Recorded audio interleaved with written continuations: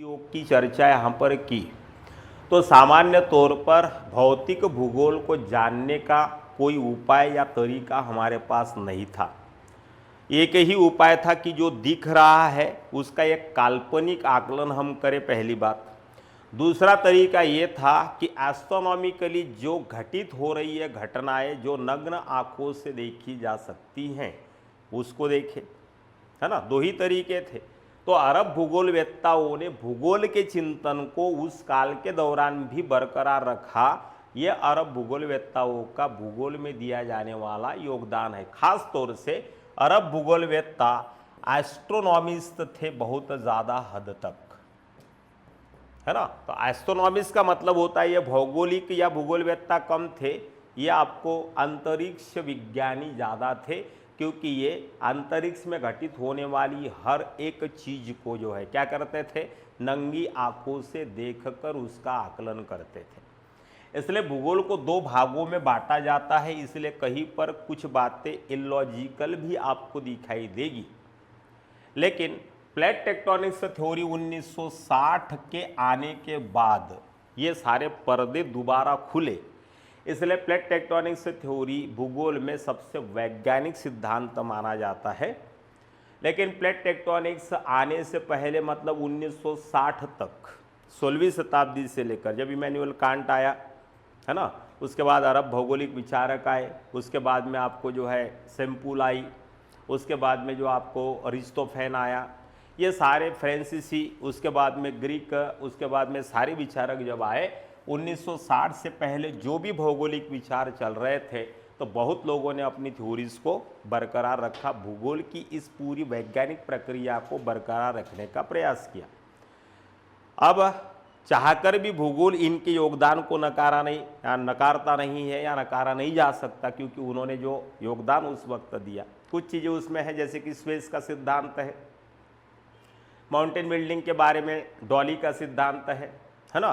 तो ऐसे कुछ सिद्धांत देने वाले लोग हैं इसके अंदर। लेकिन 1960 में भले ही वैज्ञानिकता के आधार पर प्लेट टेक्टोनिक्स थ्योरी ने उनके सिद्धांतों की उस पूरी प्रक्रिया को खत्म कर दिया हो या उसमें वैज्ञानिकता का कम अभाव हो और ये पूर्णतः वैज्ञानिक आधार पर बरकरार रखे जाने वाला सिद्धांत हो, लेकिन उनके योगदान को भी नहीं भुलाया जा सकता।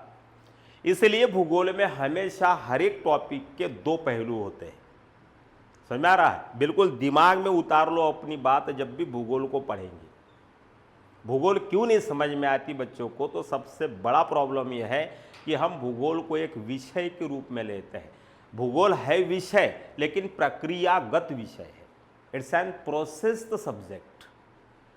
तो भूगोल के विकास की प्रक्रिया को अगर आप समझते हैं तो फिर भूगोल के हर पहलू को आप समझ लेंगे। और यहाँ पर आपको कैटेगराइज करना पड़ेगा, ये एक ट्रेडिशनल पोर्शन ऑफ ज्योग्राफी और दूसरा मॉडर्न कंसेप्ट ऑफ ज्योग्राफी। समझ में आ रहा है ना। तो एक ही विषय में चार अलग अलग विचारक जब अपने सिद्धांत को दे रहे हैं तो चारों के सिद्धांतों का क्रॉस कंपैरेटिवली एनालिसिस जब तक आप नहीं करेंगे आपका अध्ययन पूरा नहीं हो सकता। समझ में आ रहा है। तो यूपीएससी है, चार जगह पर क्रॉस कंपैरिजन करवा देगा, भले क्वेश्चन आए या ना आए। इसलिए भूगोल थोड़ी वास्ट भी हो जाती है ना। भूगोल वास्ट तो होने के पीछे का कारण है क्योंकि इसमें दो ट्रेंड में सब्जेक्ट को पढ़ना पड़ता है, एक बिफोर डार्क एज, दूसरा आफ्टर डार्क एज, है ना। बिफोर डार्क एज सिद्धांत तो हो जाते हैं ट्रेडिशनल, आफ्टर जो 1960 हो जाता है साइंटिफिक। दो एंगल से समझना है, इसलिए भूगोल को कहते हैं it's an beautiful amalgamation of science and humanities. समझ में आ रहा है।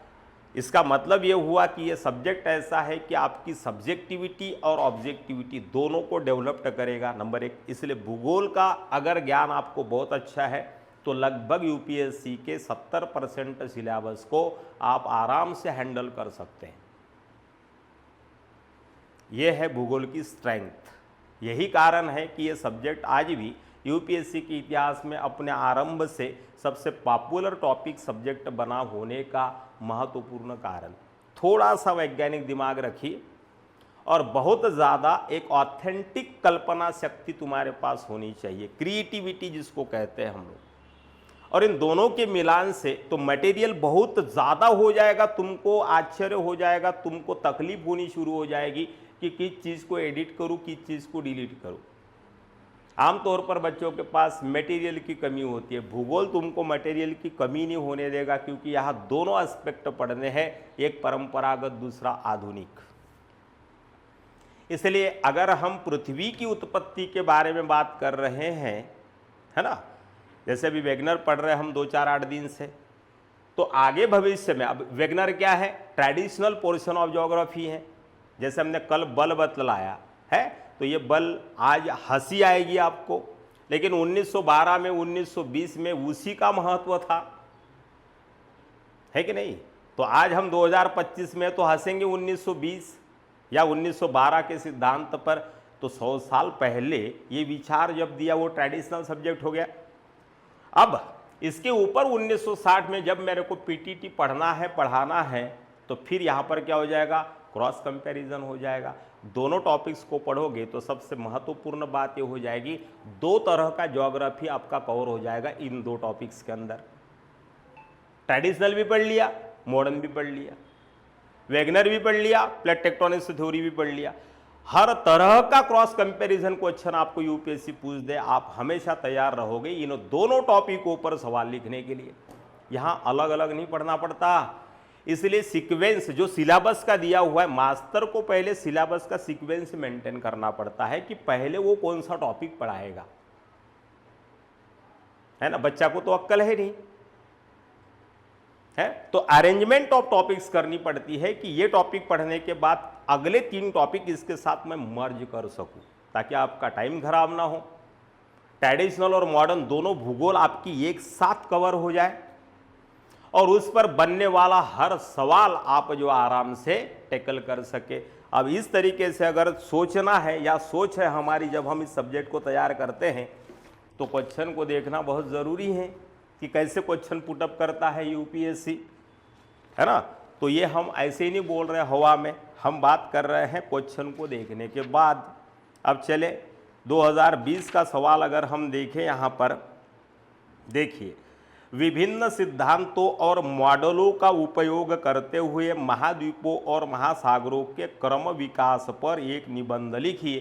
कुछ नहीं लिखा है इसमें, क्या लिखा है भाई, इंग्लिश में पढ़ रहा हूं, right an essay on the evolution of continents and oceans using various theories and models. अब वेरियस थेरी हम क्या पढ़ रहे हैं यहाँ पर, धरती पर कॉन्टिनेंट और ओशियन कैसे पैदा हुए, यही ना पढ़ रहे हैं भाई। अब यहाँ पर ना वेगनर लिखा हुआ है और ना ही पीटीटी लिखा हुआ, अब तुम क्या समझोगे इसको, हम वही तो कर रहे हैं, है ना। और जब बच्चा ये देखकर डर जाता है और आता है मेरे पास, सर इसमें है ना, अरे पागल आदमी, वेगनर पहली लेक्चर में पढ़ाया था तुमको, प्लेट टेक्टोनिक्स दूसरी थ्योरी में पढ़ाया था। अच्छा वो था क्या, तो फिर कौन सा था, कॉन्टिनेंट और महासागर पैदा होने की कौन सी थ्योरी तुम्हारे सिलेबस में दिया हुआ है। पहला सिद्धांत तो 1912 का ही था ने, और विभिन्न सिद्धांत बोला तो दोनों का क्या करना पड़ेगा, चर्चा करना पड़ेगा।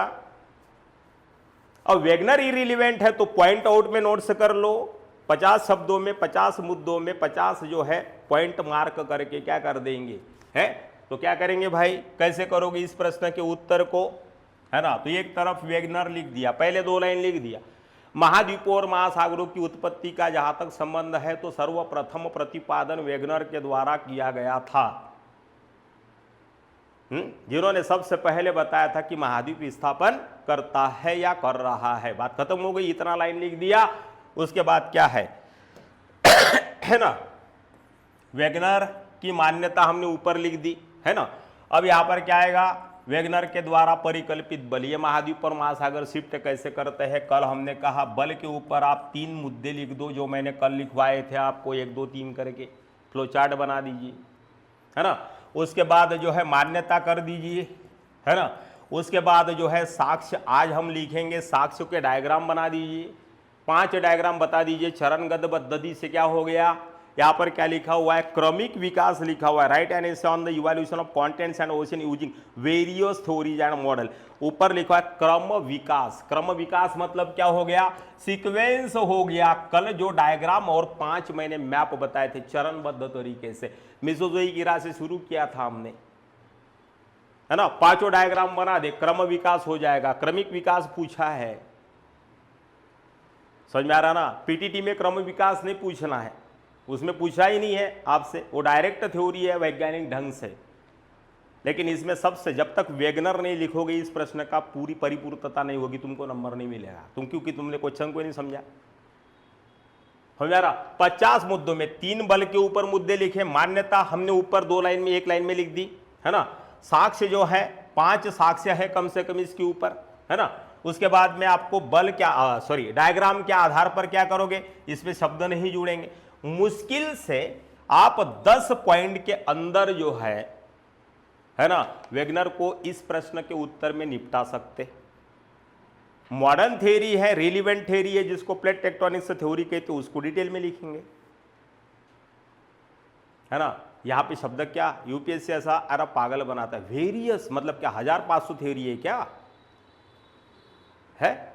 तो दोनों टॉपिक का रिलीवेंट बता दिया कि कैसे दोनों टॉपिक को मिलाकर सवाल पूछता है। बताइए, इतना सारा मटेरियल है हर किताब में इसके ऊपर कि 70 पन्नों की नोट्स है ना। मेरे पास ये लगभग 40 पन्नों की नोट्स है वेगनर के ऊपर, और 150 पन्नों की कम से कम प्लेट टेक्टोनिक्स थ्योरी। 200 पन्ने जो है 250 शब्दों में लिखने हैं आपने। बहुत ज्ञान दे दिया मैंने, 8 दिन से वेगनर पढ़ा रहा हूं आपको। इतना वेगनर हो गया कि हर जगह पर इधर भी वेगनर, इधर भी वेगनर, सब तरफ वेगनर, खाते पीते वेगनर ही दिखता है हमको। लेकिन 250 शब्दों में सब थ्योरी लिखनी है, जिनके आधार पर आप ये सिद्ध कर सको कि कॉन्टिनेंट और महासागर कैसे पैदा हुए। अब ऐसी सिचुएशन में क्या करोगे, मैंने यही कहा कि नॉलेज गेन करने से बहुत इंपॉर्टेंट है कि नॉलेज हैंडल कैसे करें।